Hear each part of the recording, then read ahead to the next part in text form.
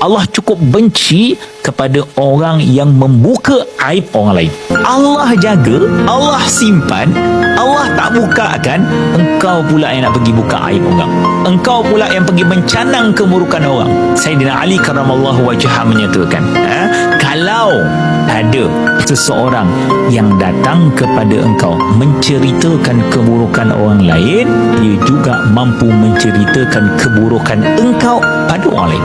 Jadi orang macam ni berhentilah berkawan dengan dia, tuan-tuan. Okay? Kalau tuan-tuan mampu nasihat, nasihatkan. Kalau tak mampu nasihat, berhenti berkawan dengan dia. Jauh-jauhkan diri, sebab kita bukan baik sangat. Saya bukan baik sangat. Jadi saya tahu tuan-tuan, orang macam ni boleh bawa cerita pasal diri saya, maka saya boleh jauhkan diri saya daripada mereka. Faham tak tuan-tuan? Maka Allah berikan kepada kita keampunan, dan Allah mengangkat kedudukan kita menjadi orang yang mulia.